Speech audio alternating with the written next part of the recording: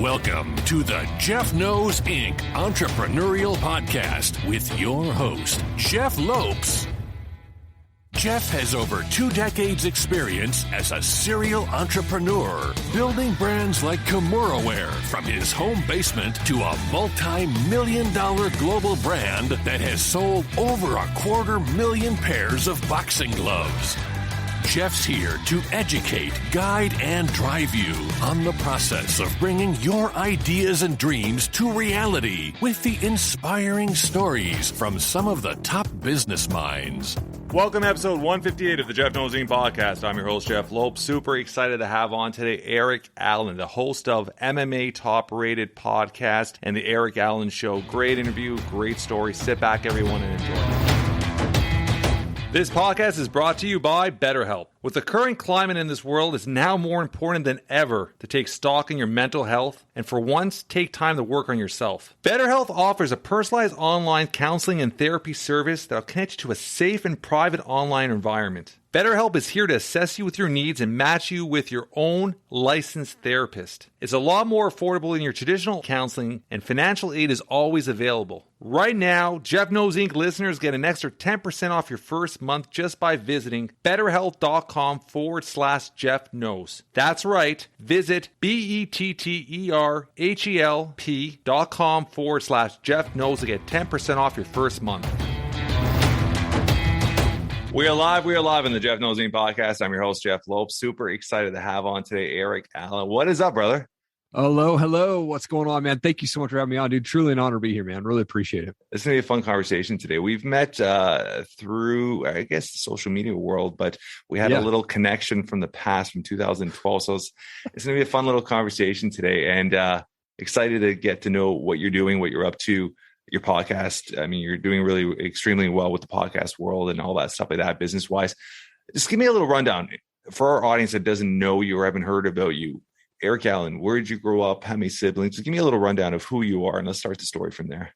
Yeah, totally. I grew up in Eastern Washington. I'm the oldest of two. I have a younger sister, 4 years younger than me, and then a half brother who is about 13 years younger than me. But, I grew up in a typical household, Sunday school, little league, all that fun stuff. My dad would actually take my best friend Dave and I and throw us in dumpsters behind big stores on Saturday mornings and say, go find treasure. Like that was just a typical Saturday morning, But, my parents got divorced when I was 11 years old. I'd never heard that word before. It was kind of a new thing for me. And it just kind of set this tone of my life for the next probably 13 years or so. My mom got together with a guy who was very physically abusive. So I ended up watching my mom get beat up quite a bit in my early years. And they moved us to Montana when I was in the middle of my 8th grade year. I was about 12 years old. And they rented this house on 5 acres. Beautiful, man.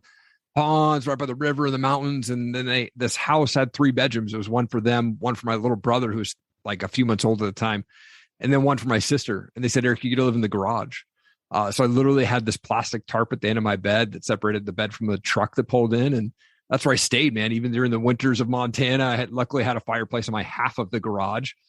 But man, it was crazy. The abuse didn't stop. In fact, when I was 13 years old, they came home arguing one night. Wasn't anything different than any other night. But as I was brushing my teeth, I felt this thing in my heart, God telling me like, dude, you got to turn around. And so as I turn around, I see him on top of my mom in the pantry that led to the garage door where I, stayed. And he was on top of her, just boom, boom, boom. And I was like, dude, I got to get this guy off. So I walked up behind him, grabbed a cast iron pan and hit him in the back of the head and split his head open. And he turned around and he was like, what then? As he said that, I took another swing and split his forehead open and still didn't knock him out, but he was bleeding from his forehead. He stood up over me and he was starting to yell. My mom jumps up, lands like 6 punches in a row, and blood splats on the wall, and cops come, take him to jail. My mom doesn't press charges. And then I got kicked out of the house with 3 months left to my freshman year of high school. And that basically set me on a path of destruction for the next 10 years of my life. Okay. I didn't expect the story to start this way. This is, we got some pretty dramatic here to start off. I mean, that's a pretty intense childhood. It was pretty crazy. You were about 14 at that time? I was 13 years old. Yeah. Basically when I hit him in the head. Yeah. Let's continue. So, I mean, at that point, where did you live at that point? Yeah, so I got kicked out and went and lived with my buddy Forrest. His dad was raised him. I slept on his hardwood floor for the last 3 months of my freshman year of high school there in Stevensville, Montana. And when I got done with my freshman year, I moved back to live with my dad back in Washington, and he rented a house for him and I. And he'd put Hunger Man meals in the freezer and cereal milk in the house. And then he would go stay with his girlfriend. And so it was up to me to go to school to make sure I was getting homework done and things like that. He'd put $20 in a cup for lunch money for me for the week, but I'd see him maybe 2 or 3 times a month in passing because he would stay with his girlfriend. So I basically raised myself at that point. But what that did was open up the door for a lot of bad things. I mean, I started getting into drugs pretty early on. So I was smoking pot before school, during lunch, after school, acid, mushrooms, opium, hash, you name it. I was getting it in my system, and wasn't really a big drinker until I got arrested when I was 18 years old for having a bong. And then I was basically on probation for a year. So I couldn't do any drugs. So I just started drinking heavily, and then woke up to a Post-it note on my bathroom mirror 2 weeks after graduating high school. It said, you can't comply with house rules. You have 48 hours to get out.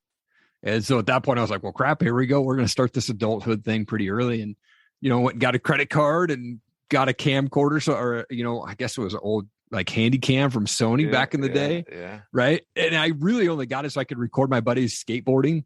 And then I was like, dude, I can get these cards and I can go get stuff and just put it on a card and don't have to make big payments, And that was a horrible mistake. I started getting all these credit cards. So by the time I'm 21, I'm $28,000 in debt and had to file bankruptcy. But yeah, I mean, that year between 18 and 21 years old, I moved 21 times, living on couches and floors and second cousins here and 4 days here and things like that. And yeah, man, it got me into some crazy trouble for sure. Where was your mindset? I mean, did you have that, I'm a victim? What were my circumstances? Like, what was your mindset at that age? I mean, you really never had a chance to truly grow up.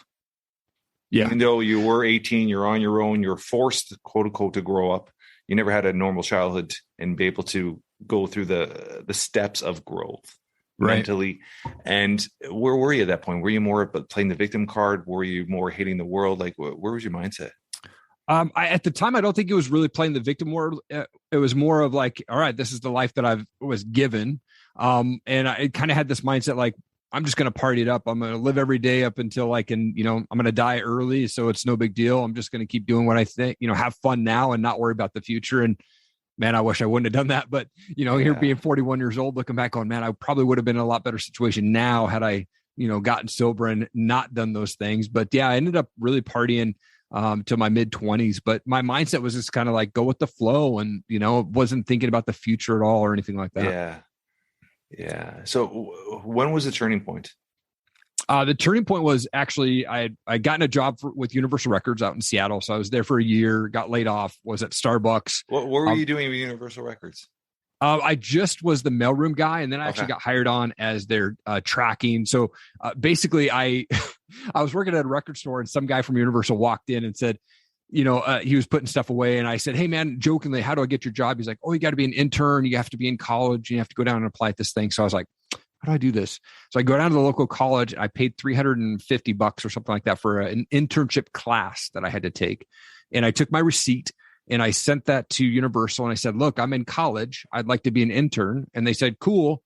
And I made it through the interview process, got to be an intern from Universal, never went to a class at college, and just got unpaid. I didn't get paid for 6 months. I just showed up every day, just stuffing posters. And then they were like, "Dude, we're going to hire you on." So I was tracking sales and I was setting up meet and greets and stuff like that. And basically going to 2 to 3 concerts a week and open tab.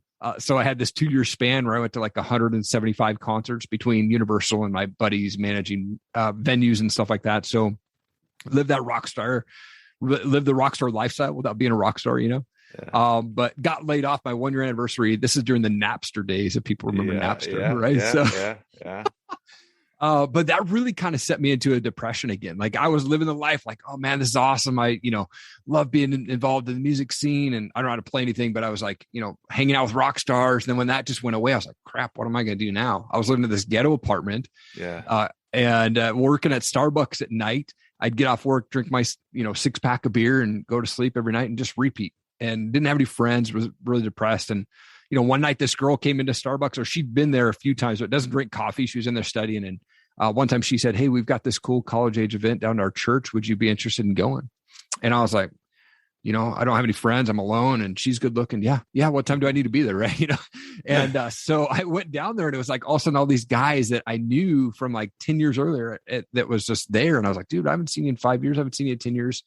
And so I think for me, I felt like God was planting the seed.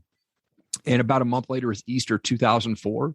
Yeah. And I woke up, in my buddy's basement after a night of partying, probably surrounded by, 15 guys. And I woke up early and I felt God in that moment say, dude, you're going down this path that's going to end your life real quick if you don't start making some changes. And so I decided in that moment to give my life to Christ. And I quit cold turkey, drugs, drinking cigarettes, everything in that moment. And I called that girl up who got her voicemail and said, hey, happy Easter. Maybe I'll see you at the store sometime. Thanks for inviting me to that church event. And a month later we were dating and now we've been married for almost 17 years. Wow. That's a crazy story. Yeah. That is a crazy, crazy, crazy story. And it's so incredible how one person you allowed it to happen. Yeah. So, that is the first step of any type of new path or resurrection or whatever you want to call it towards your new life. Sure. Right. So you would open up the doors and let it happen. So that is obviously the positive side on your side. But how crazy is that she just came into your life like that? And you guys have been married now for 17 years, which is pretty amazing too. Right. Totally. Yeah. And, funny thing, we didn't know this until we were on our honeymoon, but back when you could travel with just your birth certificate, we were on a cruise and I was like, hey, what time were you born? She's like 1:41 p.m. I'm like, dude, I was born at 1:41 p.m. So we're both born at exactly the same minute, different days, different years, but the same minute on our birth certificate. I love it. So from there, like I said, where does your career path take you from there? Yeah, I never was like really good with, I always did sales, but I was never good with like staying at a job for very long. So 4 months, 6 months there. Right. And I couldn't keep a job. I would just get bored with it. Why do you think that is? And I'm going to ask you why I'm asking that in a sec. Yeah, no, totally. I think for me, it was never important to me. I was like, oh, it gets to pay the bills, but like I'd get bored or it would get tough. Right. And I would just quit. And I think in my early years, I was a quitter. It would get tough at a job. Now I'd be like, peace out, or, too much work. I'll peace out. Right. And I'm not doing this no more. But I've always done sales. I've always been part of that. And the last probably 6 years I've done customer success. So I've done that as well, but I've always done sales on the side and things like that. But that's kind of where my career path has been, is involved in sales for probably the last 25 years.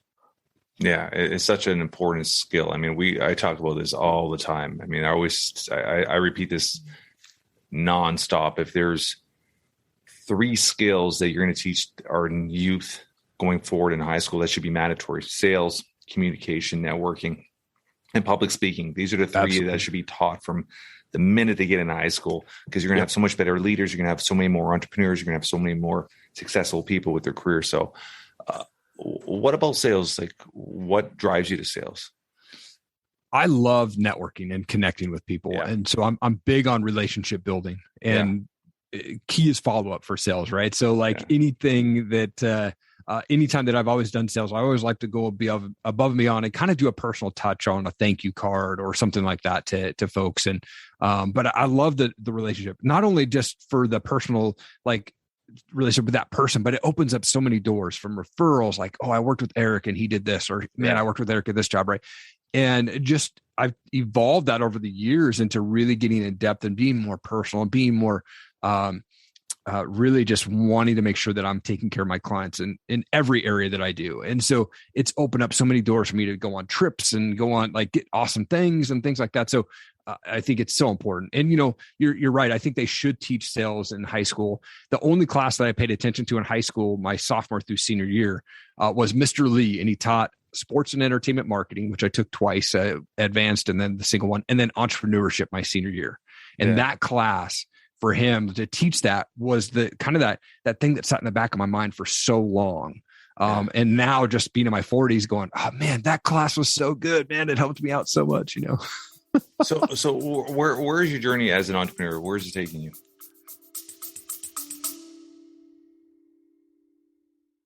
Are you ready to unlock your full potential? I want to introduce you to the Fit, Healthy, and Happy podcast, a powerful resource to transform your life today. With expert interviews, practical tips, and inspiring stories, this podcast is your roadmap to lasting wellness. Here's what a listener has to say. I used to struggle with my health, but this podcast changed everything. It's like having a personal trainer, nutritionist, and life coach totally for free. With over 2,000 five-star reviews, we're a podcast you can trust. The Fit, Healthy, and Happy podcast, available now wherever you get your podcasts.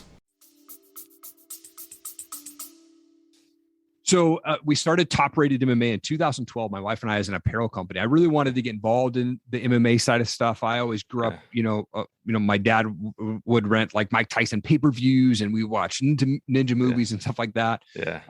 But wanted to get involved, but obviously I'm not a fighter. So we came up with the idea of Top Rated MMA, just doing an apparel company. My wife actually came up with the name. And so we launched our very first event out in Olympia, Washington in 2012. No one knew who we were. We showed up with this table, and then we actually hired John Prince Albert, who was an Ultimate Fighter just a couple months prior to that, to come and stand at our booth and wear our gear. And that was our opening spot. So everyone was like, who the heck's Top Rated? Why do they have this UFC fighter? And, we sponsored the main headline. Took off really fast, and then it dropped real quick. Because I didn't have the money to sustain going to those events and being out there. And we bought a lot of inventory that didn't sell. We bought a lot of just stuff that just sat there. And, we didn't put a business plan together. We just did it, whim, and spent way too much money. And that's what ended up happening. I got bored with it. In 2015, I actually put an ad in Craigslist and said, who wants to buy this thing? And one guy called me up, offered me a couple grand. And in that call, I decided not to quit. So I spent the next year trying to figure out what I was going to do. And then in 2017, I decided to launch the Top Rated MMA podcast and really ask fighters, like, why do you want to get engaged, get punched in the face, man? And I had no idea what I was doing. Bad lighting, bad microphone. I was in a walk-in closet for almost my first 100 episodes. Yeah. And people were like, hey, how can I listen to it on Apple? And I was like, what the heck is that? Like, I wasn't even uploading to Apple. I was just uploading to YouTube and then uploading the file to Facebook. That was the only thing that I was doing. Yeah. And here we are 250 plus episodes later, man, and humbly considered the #1 MMA podcast out here in the Northwest. I love that. I mean, so the apparel aspect is totally done at this point, besides the odd thing that works with the podcast, I'm assuming. Yeah. So I have a heat press. I have a hat press. I don't do much with them. Just every onesie Tuesdays, every once in a while, I'll do my own shirt. Or if I go to events locally, I'll bring a box of shirts and I'll sell them out to just crowd. But I don't promote it very much just because I'm so busy with other stuff. Yeah. That industry, it got saturated so quickly. Yeah. That was the biggest problem with that. When we started, I mean, for people that know everything that I do, we started ours in 2006, so a few years before yours. Mm-hmm. And as a branding aspect, I realized very quickly you wanted to get your brand out. You had to get apparel. You had to get on people. So we had like 26 UFC fighters wearing our stuff and all that stuff. But I also realized very quickly that every single time I turn around, there's another apparel company opening up. Yep. And I saw the red flag. I was just like, okay, boom. And I literally pivoted after a couple of years started into the equipment. And I realized that equipment, people are still going to train. People are still going to evolve. You can't change nothing with apparel. And I realized that quickly. And if you look at all the brands, I mean, they have all fallen off. Yep. All the big brands, from Tap Outs to Sinisters, there was tons of brands back then that had a huge footprint, Rush and all this stuff, and they're all gone now. They're all gone. So I mean, I pivoted at the right time, I think, and you're constantly pivoting. That's how you keep a business afloat, because you have to be able to change on a dime and being not fearful to change, because you never know the outcome, right?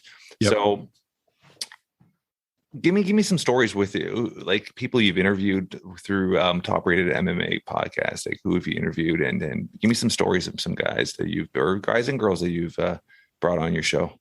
Yeah, it's been fun, man. I really try to highlight the up and coming MMA fighters. So it's a lot of amateur fighters, a lot of early pro fighters. But I've been blessed to speak with like Chris Lieben, Julian Erosa. I've had Ken Shamrock on twice. Yeah. Dan Caldwell, founder of Tap Out. And, so I love talk with these guys who are kind of just starting out. Brady Heiston, was another guy that was on my show, and he's from the area that I'm at, that I live in now. But so that's really been focused on those up and coming fighters. They're real short, typically 10 to 20 minutes at most. Some of them go a little bit longer, depending on the speakers. But sometimes I get fighters on my show where they've never done an interview before, or they've only had one interview. So, and I love that aspect. I love just to highlight the rawness. Totally. And so I love being able to talk with those guys and really being able to expand that globally, which has been really cool to, talk with fighters out of Great Britain and Australia and Thailand and things like that. And so much fun. And so I do that to really just highlight them. And it's just a passion of mine to network with as many people as I can. And go ahead. Sorry, Erik. So when you're highlighting them, are you trying to bring obviously their story to life, their upbringing, their story to life and stuff? Okay, that's awesome. Yeah, it's hard because it's such an unforgiving career. It is for sure. Yep. And you get a lot of athletes there's only a very few that make it to the top. Yep. And only few of those that make it to the top actually become superstars and make a career out of it. Yes. Because getting to UFC means nothing nowadays. You get to the UFC, you might have 2-3 fights and you're out of there, right? And then everybody forgets about you. You might be the local hero at your local gym, but how's that going to make you pay a career? And as crazy as guys are making a little bit more money now, but they're still not making a living off it. Totally.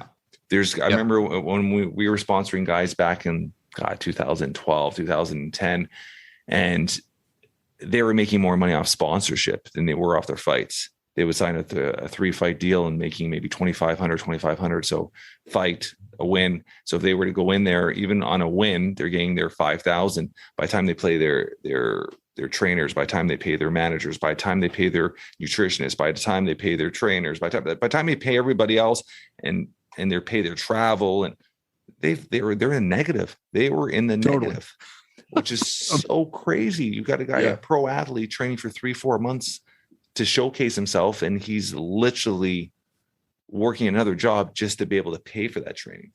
Right. So it's a very, very unforgiving career. And I mean, a couple 1-2 wrong punches and things change, right? Yep. Where's your mindset with MMA? Like, where do you see it going? Do you see it still keep evolving? Do you think it's reaching a peak? Or where's your mindset with that? It's interesting to see that. There is obviously the UFC's been around forever, and they're continuing to grow. See, as a sport, it hasn't been around that long. When you think about it, I mean, it's been around what? I don't even know when UFC 1 was, but I mean, it's what you're looking at 20 something years that it's been around. So it's a fairly new sport. Totally. Yeah. Continuing to grow. I think you're seeing Bellator grow a little bit more. They're paying their fighters a little bit more. So you're seeing this transition of guys that, leaving the UFC, going to Bellator. I love seeing, Invicta continuing to highlight female fighters. Yeah. Such a great organization, but you're also seeing like guys that are leaving the UFC because of the pay, and they're going to do bare knuckle boxing, which, talk with Ken Shamrock, and he's got his promotion, Valor Bare Knuckle, and he's paying fighters massive amount. And you're seeing this, bare knuckle fighting championship. Those guys are taking MMA fighters and they're paying them buttloads of money, right? So who wouldn't, as an MMA fighter, go, man, I can go do bare knuckle and I can get paid way more than I was doing MMA. I question those leagues because how are they financially sustainable? Right. Yes. Because I had Chad Mendes on, and he had officially retired, and he's coming out of retirement for one reason, because bare knuckle championship or whatever the league is offering him a ton of money. Yeah. So you look at these leagues, they're offering a ton of money. They don't have the viewership.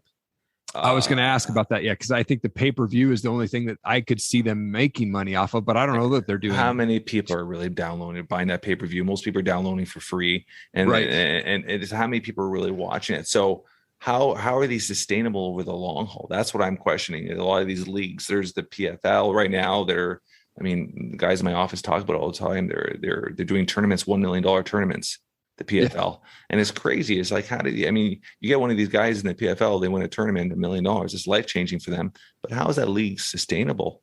Right. They have Mickey Mouse sponsors. They don't have the viewership. They don't have the pay-per-views that a UFC is going to get. So it's just, I see all this stuff and it's like, is it sustainable over the long haul for these athletes? Right. Right. Yeah. It's interesting. And I think Ken Shamrock, I talked with him about that on my show, because he did one event for Valor Bare Knuckle And he said he took a couple of years to put it together because he wanted to play it smart. He didn't want to be financially in the hole after his event. Yeah. And it happened that like when I had him on the show the second time, we talked about how that first event went. And he said, man, we made so many mistakes. We wanted to change this. We wanted to make it better. We wanted to be able to pay the fighters better. And then here they are 2 years later, 3 years later, he hasn't had that second event yet. I think it hit COVID and then that kind of struggled or delayed it, but he's very smart. He's like, I don't want to put myself in the hole. I want to make sure the fighters are getting paid. So they've been structuring and putting this thing together, this next event here. I heard it was going to be early next year, but I'm not sure when that's going to be, but I know that he is working on a second event, but he's more smart business guy. He doesn't want to come out and be the negative off the show.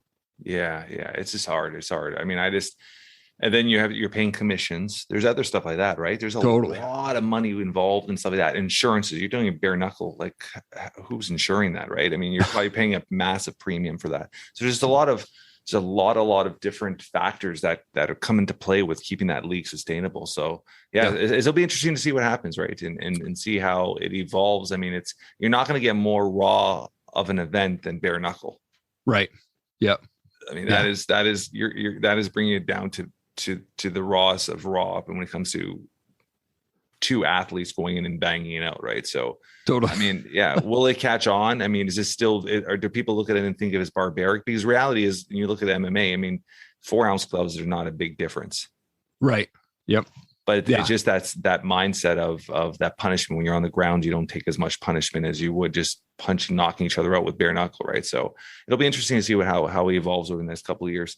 So where does your second podcast, when did that all start? Second podcast started in 2019. It's called the Erik Allen Show. It actually started originally as the Bearded Biz Show. What'd you call it? The Bearded Biz Show. And it started as a joke, because if I had this podcast called The Bearded Biz, I would never have to shave off the beard. Look, babe, I have this podcast. And so I started that really because I came across a guy named Ed Milet in 2018. And I was like, who is Ed? Oh my gosh. Like, he's speaking to me. This guy's amazing. Like, I was like sponging up every show that he had ever put out on YouTube and every show. And I just started following him, and he had about 1 million followers near the end of 2018. And he did this thing called the Max Out Challenge, not the daily challenge he does, but the Max Out Challenge he did was submit a 1-minute story to him of what you're passionate about, what drives you to be successful. Why do you want to be successful? And so I submitted a video to him through his stories. And about a month later, he announced me and Camp Agape, which is a Christian camp out in California, as 2 winners of the Max Out Challenge. And he shared our story with his followers. And I got to have a phone call with Ed in the early of 2019. Actually, I spoke to Ken Shamrock, and 2 hours later, I spoke to Ed Milet. So it was a crazy day for me. But speaking with Ed, and it was life-changing. He spoke so much life into me, and he just shut everything off around him and was so focused on me and wanting to help me and getting my, mindset right about things. And so I had just started my podcast when I had that call with him. So I was able to record part of that and release that as episode 12 of the Erik Allen Show. But prior to that, I had Sean Whalen on the show, and then having Sean and then Ed on my show just opened up tons of doors. So now I've been able to, speak with guys like Brad Lee and Bedros Keuilian, Eric LeGrand, Tim Story, Dan Caldwell, Jim the Rookie Morris, and so many awesome people. Trevor Mawad, who unfortunately passed away just a little bit ago. But, that show is really focused on entrepreneurs, world changers, and success-minded people. And I kind of asked the same question that I ask on the Top Rated MMA show is, why do you want to get punched in the face, right? The fighters, but that also applies to entrepreneurs. Why do you want to get punched in the face? We get rejected, we get no's, we get shut down, we go bankrupt, but we keep going. What's that why? Why do we keep going? And so that's really what that show is focused about, is those world changers. And I love that show. And, it's been fun to connect with different types of people. And so we're about 130 episodes in on that show now. Yeah. So where's your mindset with entrepreneurship? Is this something you're born with, or something, that $1 million question, or something that you can be taught? Man, I think there is something that you're born with, but I also think even if you don't feel like you're born with it, it's something that can come to you and you can start learning from it. And there's so many good people out there that are teaching you how to be entrepreneurs, how to have that freedom, how to fight for your family or whatever it is that you're passionate about. There's so much stuff out there. And I think that as entrepreneurs, you can learn to be an entrepreneur. You're also, I think, born with it. Some of us, I feel like, are born with this just drive to be that. But then over the years, I think you can also just learn that technique and learn to become a better entrepreneur, or an entrepreneur in the first place. Yeah, interesting. I go through that all the time. It's a question I think a lot of guests that we get on, or I've been on, God, 90 something podcasts as a guest. It's a question that comes up all the time. And my mindset with that is, you could teach somebody the skills, you give somebody all the tools, but that hustle, it's like, I always say, like somebody going to a Tony Robbins seminar. Yeah. That weekend, their hands are up in the air, they're screaming, they leave there, they're pumped, they're going to change the world. Monday comes along, they get back to their normal life, they get back to their normal job. And by Wednesday, they're back to being who they are. Right. So I believe that hustle is born in you. Yes. It is released at different times, and different triggers in your life may release it. It could be, it could be something that's born in you, and then your environment pushes it out of you. You might look at your parents and, like, example, and this is something I've come to a light, I would say, the last little while. When I looked at my parents, they were both extremely hard workers. My dad was a factory worker. My mom worked at daycares. And there's a good possibility when I looked at their work ethic and I looked at how hard they worked just to get by, was that a trigger subconsciously to me being like, I want better, I want more, I want to have the control of my own life. So you look at a lot of, I guess, your environment going up triggers. Yeah. And certain things will create your path, right? And then obviously you have to, there is a moment you're around the right people that could drive you or push you, like you said, and give you that one word or that one push to say, hey, you know what, I could do it, right? So, but I do believe there's something inside you that has that hustle. Yeah. I mean, you started the company, like there's certain things that you probably did even as a youth. When you sit back and look at it, you had that entrepreneurial drive already and maybe never really pushed it to the max. Like I've been on my own. I started my first company at 17. I've been on my own since I was 19.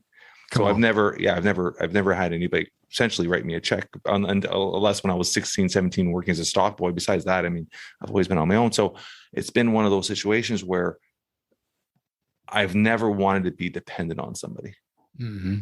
Yep. So, and that was my trigger. That was my drive, right? So everybody has their own drive and push towards it. So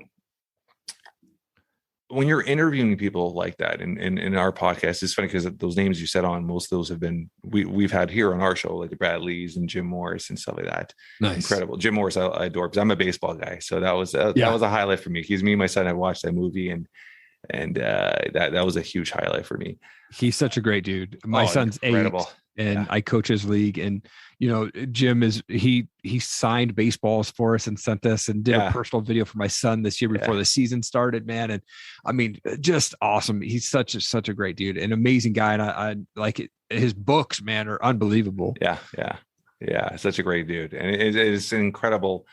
I mean, I'm surprised he's not more popular, because his story is incredible. And obviously he's a Walt Disney story, for God's sake. Yeah. Not many people could say that their life turned Walt Disney. They had Dennis Quaid portray them in a movie, but I just look at him and I'm like, he's doing amazing things, but his story's got to be told more. Like, it's just an incredible story, especially if you're a baseball guy. That's pretty amazing. Yeah. So how many little ones do you have? 2, 11 and 8. Yep. My oldest is my daughter. And then my son is 8. So you're very, very similar to me. My daughter's 15. My son is 13. Okay. Very cool. Yeah. Very, very cool. What does fatherhood mean to you? Oh, man, it's the best thing ever. I mean, I just from the environment that I came from, I knew exactly what I didn't want to have. Not that my dad was a bad dude. Like, he took us on adventures and like I wasn't abused or, anything like that. But I just saw, I wanted to change the legacy for my kids. Like, I wanted them to see that me actually being involved with my kids' life and playing with them on the floor and being outside and running around with them and things like that. So I think and I had to work on this, but you have to be so present with your kids when you're around them. And that's why I wake up at 4 a.m. 6 days a week, because I'm not eating into family time when I'm doing shows like this or editing my podcast or things like that. Because at 5 o'clock, I'm shutting everything down and it's family time. Yeah. And so I mean, fatherhood, man, just being a dad is the best thing in the world. What does your wife mean to you? Man, she's my angel. Like, I mean, in my story, I truly believe that God sent her to save my life. I was going down that path. Right. And to have somebody invite me to an event and then have us both born at the same time, which is just weird, crazy. Apparently it's not a world record. I tried to submit that to Guinness. Doesn't work. But I mean, she's everything, man. She is so strong, and she comes from a crazy household. like I did. So we kind of came into this thing going, all right, we know what we don't want. We both brought junk into the marriage though. Yeah. Right. So we had to kind of deal with that. And I had to go through therapy in our early marriage years, but we spent the first 5 years just getting to know each other before we had kids. Yeah. But man, yeah, my wife is she's my angel, man.